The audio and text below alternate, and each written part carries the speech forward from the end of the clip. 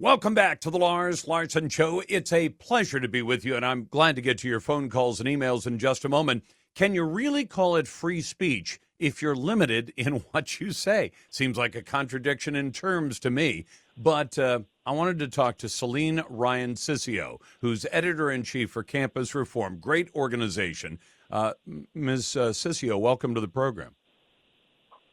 Hi, thank you for having me. Would you mind telling my audience what was going on at the University of Iowa, offering up this free speech program and then saying, but we're going to control what you have to say?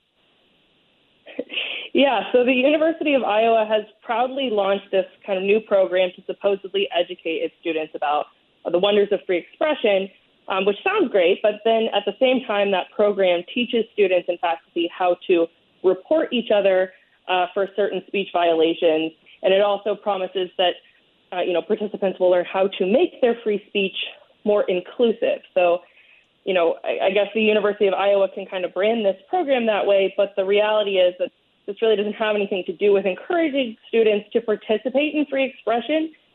It's kind of just the opposite, because free expression isn't subject to qualifications, of course, about values or inclusivity. It's kind of the whole point.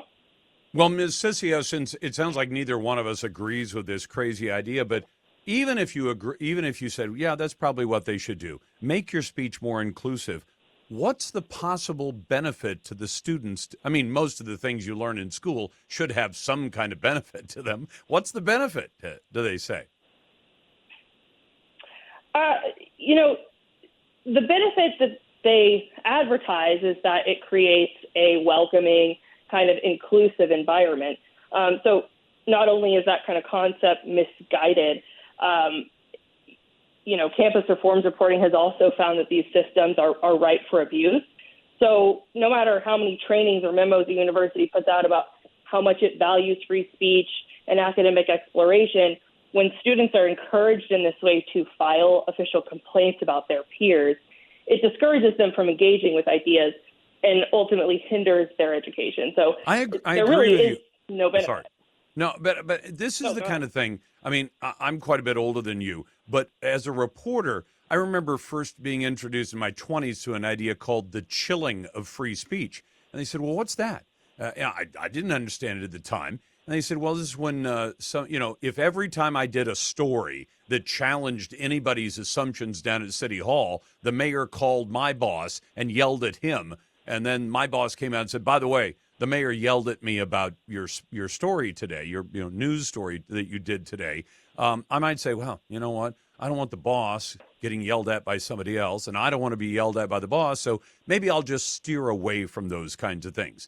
That's called chilling of free speech. Nobody's forbidden you to say anything, but they've just said, if you say it that way, we're not going to be happy with you, and it won't go well. And so you don't even have to have, it's kind of a passive-aggressive approach to it. You don't have to tell people, don't say that anymore. Just say, when you say things that way, all of a sudden things are going to happen and you're not going to be happy with them. So probably better just keep your mouth shut. That doesn't seem like the kind of thing an American university should be pushing.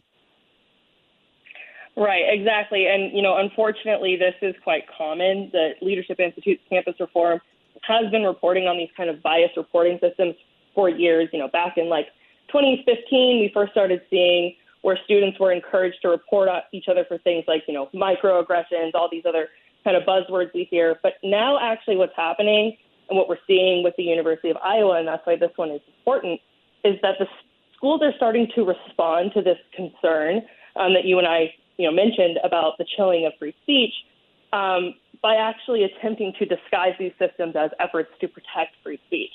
So, that's what we're seeing with this bias system being included in this free speech program at the University of Iowa. We saw that at San Diego State a couple of years ago when they launched kind of a new bias reporting system, but packaged it as part of a larger community communication effort where the website dedicated to free speech was right alongside the portal where you could report your peers for their speech. Are they trying to put together an entire society of Karens, if you don't mind my using that term? I'm not very woke, so, I don't like the Karens of the world. Because, look, if I see somebody doing something and say that guy's going to blow himself up, he's smoking a cigarette and carrying, pouring a can of gas into his car, I might yell something at him, say, hey, you're going to blow yourself up and everybody around you. But if somebody is just saying things or doing things that don't really affect me, and I say, well, I don't agree with that guy, but, he can say whatever, or gal, whatever stupid thing he wants to say, go ahead. And the more he does it, the more people will say, boy, that's kind of dumb. And I think ridiculous speech or speech that's that supports crazy ideas, let the people hearing it decide. Yeah, that's crazy stuff. I'm not listening to that guy anymore. Instead of trying to silence them. Yeah, well, if they're trying to create a generation of Karens, they're definitely doing a good job. We've actually, taken a look at what the actual reports themselves say from a number of these universities over the years, because when the reports are filed at a public university, in some cases they've become public records. So recently we got our hands on some reports from the University of Connecticut, and some of them are just remarkable in the exact ways you're talking about. One doctoral student filed a complaint against a conservative student group as a whole. And in, the part where you list your complaint, he literally put that his complaint was that they existed on campus. Like the fact that they were gathering. Well, I'm talking to Celine Ryan Ciccio. This just kind of catches me because I look at this and I think, isn't that where bigotry really gets started? When you say, well, I just don't like the fact that those people are there. Well, you could apply that, and Americans, sadly, and people around the world have applied that in a lot of different ways.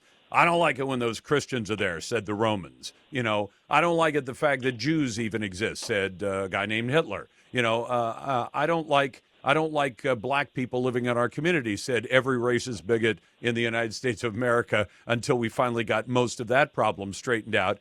Why do they want to just say the fact that you exist and you think the way you do? I just wish you weren't. I would like to wish you out of existence is what it sounds like that complaint comes down to.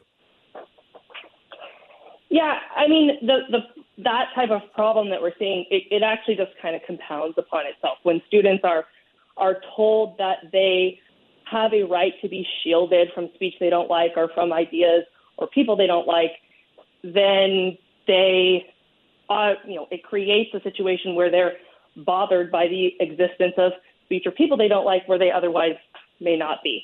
So it kind of has this compounding effect. Well, and it also has the potential to blow back at them. If there are people I happen to be pro-life, but if there are people on campus saying, I don't like those pro-lifers, you say, well, what's not to like? We're in favor of life. You're in favor of killing babies. Whether you agree with that or not, I'm sure they're from both sides. What happens when the first conservative students start saying, I don't like the fact that people are running around campus advocating killing babies? When they file that complaint, what's the university going to do with it? Right, exactly. Well, that's the funny part about these complaints is that most of the time there's not really anything actionable that comes out of the complaint itself, which really makes it a little bit more creepy because now we've got universities with a database of every time a student did something that another student didn't like. So I think they should make everybody read George Orwell's 1984. Ma'am, thank you very much. I appreciate what you do at Campus Reform. That's Celine Ryan Ciccio, and we appreciate her coming on. Hey, if you own a business, you know there aren't enough hours in every day to waste playing phone tag. The list of customers you need to reach doesn't get any shorter, especially when business is good. And that's why local businesses everywhere need to turn to Podium. Podium makes every interaction as easy as sending a text, so everything that makes your business great gets done faster. Podium isn't just a better way to communicate. It's a better way to do everything. Gathering reviews, collecting payments, marketing to customers. Podium makes it all as easy as pressing send. You won't just free up more time. You'll grow your business and get more done. With Podium, you close deals with customers before the competition even calls them back. Join the more than 100,000 businesses who use Podium right now to streamline their customer interactions. Start free at podium.com/Larson or sign up for a paid Podium account and get a free credit card reader. Restrictions apply. That's podium.com/Larson.